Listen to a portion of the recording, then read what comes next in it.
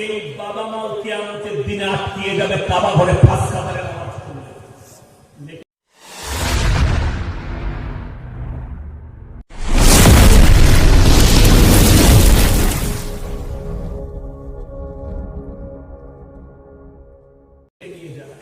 একটা ছেলেকে সম্পত্তি বেশি, একজনকে কম। এখন দুঃখ কোথায় জানেন?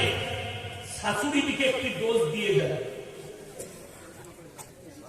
বলি শাশুড়িরা শোনো, যে মেয়েরা ছেলের বউ মায়ের বিটি হলে অনেকজন অসন্তুষ্টি প্রকাশ করে, একটা গুণ বলে দিই, যারা যুবক আছে, যারা শ্বশুর আছে, তারা চিন্তা করুন, যদি আপনার স্ত্রী বউ মায়ের মেয়ে হওয়ার পরে বেজার হয়, তো তোমার মেয়ে স্ত্রী কতটা নোংরা শুনে যাবে। ছাগল বললেও দোষ হবে, ছাগল বললেও দোষ হবে। কেন রাগ করেন? আমি বাস্তব বুঝিয়ে দিচ্ছি। পাড়ায় একটা ছাগলের যদি 3টে ছানা হয়, লোকে জিজ্ঞেস করে কোথায় পেয়েছিস বে যাত্রা, দারুণ যাত্রা একটা দিবি। সারা ছাগলের 3টে ছানা হলে জাত ভালো, তোর বইয়ের 3টে বিটি হয়েছে জাত খারাপ, তাহলে তোর মায়ের জাতটা কত খারাপ। কথা বুঝতে পেরেতে পারেন? আমি একটা বাস্তব ঘটনা শোনাই। আমার ঘটনা, আমার ছোট মেয়ে জন্ম নিল। আমি যখন দেখতে গেলাম, সোনার চাঁদের মতো চেহারা আমার ছোট মেয়ে, তো আমার মন ভরে গেল, আল্লাহ সোনার চাঁদের মতো মেয়ে দান করেছে।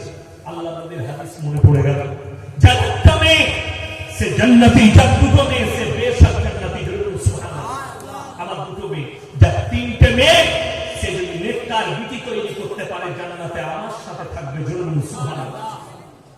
কষ্টের বিষয়, আমার এক খুব শাশুড়ি হয়, তো সে দেখতে ক্যাবিনেট ছিল, প্রেসার কামরায় নার্সিংহোমে।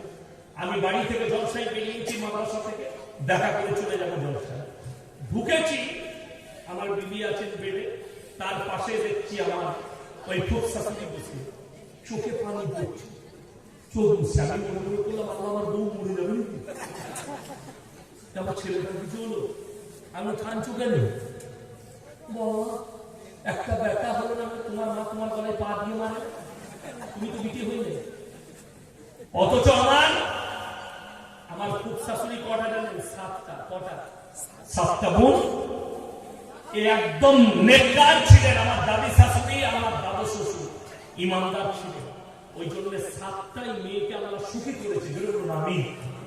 7টাই মেয়ে সুখী, আল্লাহ কারো অভাব দেয়নি, খুব সুখে রেখেছে। এবং সবাই সেই খুব শাশুড়িকে বললাম, তোমার মনের 7টা বেটি, তোমার গলায় আগে পা দিয়ে মেরে দেওয়া দরকার ছিল। যদি মেরে দিত, আমার দাদি শাশুড়ি হজে নেকি পেয়ে যেত। তোমার মতো শাশুড়ি, তোমার মতো মেয়ে। শুনেলেন? কেউ যদি বলে, যুবকরা শোনো, তোমার মা যদি বলে যে তোর বইয়ের বিটি হয়েছে, ওকে ছাড় দে, সব থেকে প্রথমে বলবে নানাকে বল, যেন তোর মাকে এই বয়সে তালাক দেয়। কেন? তোকে পয়দা করেছে, বিটি। কথাটা বুঝিয়ে দেন আসে? তার অস্ত্র তার উপরে ভিড়ে দেন যে এই বয়সে তোকে জন্ম দিয়েছিল বিটি হিসাবে, তোর বাপকে বল আগে, তোকে এক্ষুনি আমার নানাকে বল, যেন তোর মাকে তালাক দেয়। তোকে জন্ম দিয়েছে, তালাক দিতে বল। খুব ভালো করে বুঝবেন। আজকে একজন আমাকে ফোন করে কি বলছে জানেন? আমি রাস্তায় আসছিলাম, বলে হুজুর কিছু তাবিজের উপায় বলে দেন, কিছু তদবির বলে দেন। কিসে? বললে আমার এক বন্ধুর মেয়ের বিয়ে হয়েছে, তার স্বামী যে আছে সে বাম্মাকে বেশি ভালোবাসে, বাম্মায়ের কথা শুনে এমন করে দে, দোয়া করুন সে যেন স্ত্রীর কথা শুনে।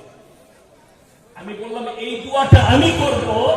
আমি বললাম তোমাকে যদি বলি, সেই ছেলেটা যদি জিজ্ঞেস বলে আমাকে, হুজুর আমার স্ত্রীর জন্য দোয়া করুন, সে যেন তার বাম্মায়ের সাথে সম্পর্ক না রাখে, এই দোয়াটা করা যাবে? আমি তাকে উল্টিয়ে বার করলাম, তখন সে হাসছে। আমার লজ্জা শরম করবে আমাকে ফোন করতে গেলে।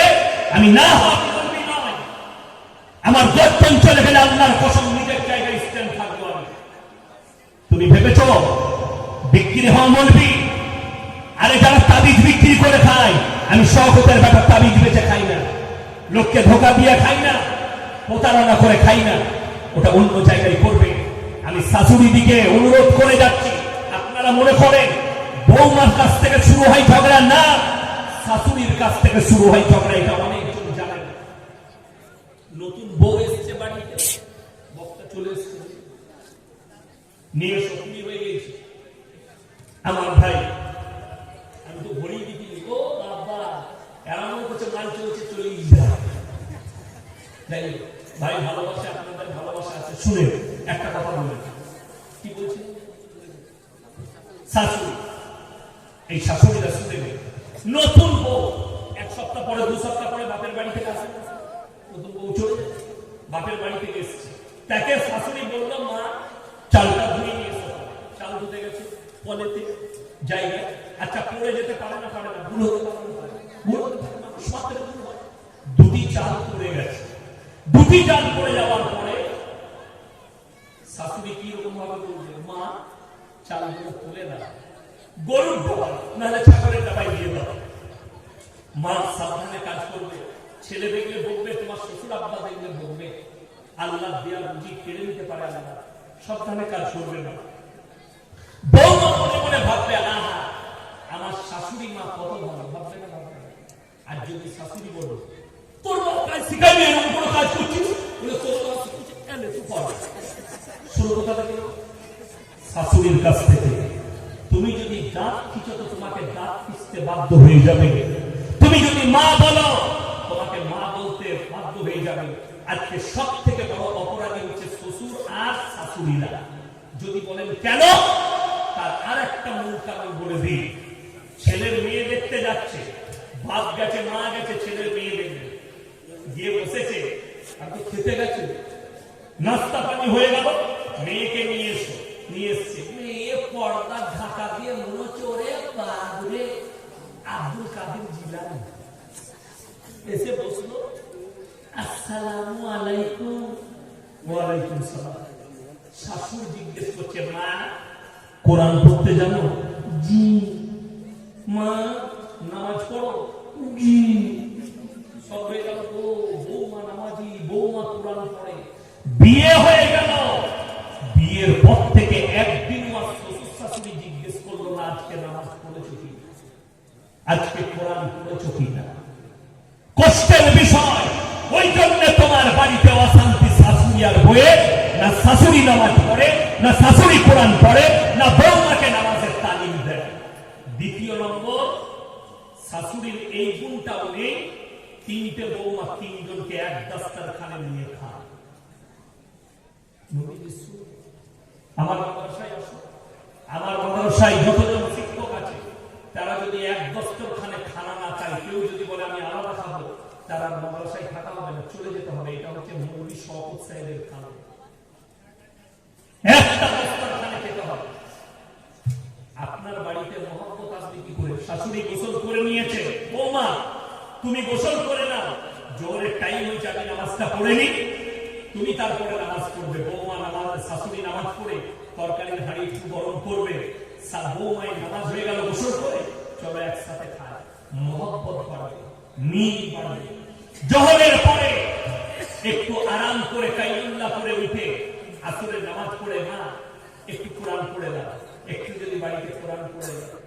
কোরআন পড়ার পরে আবার বৌমাকে বললে চলো, এরপরে রাতের খানার। তো তোমার বাড়িতে যদি তারবিয়াত না থাকে, তোমাকে তাবিজি বরকত দিতে হবে। আচ্ছা ভেবে দেখুন তো, আপনি আপনার বাড়িতে বালা মুসিবত দূর করার জন্য তাবিজ নিচ্ছেন, আর আমাদের মুরগিদের অনেকজন দোকানে তাবিজ টাঙাইছে, খরচ করে দেখুন। জিলাপি হুজুরের কাছে তাবিজ নিয়েছে, কিসের বরকতে? তার বেতন 3000, যে তাবিজটা ঝুলাইছে তার দোকানে প্রত্যেক দিন ইনকাম 10,000। তাহলে বরকতটা হুজুরের।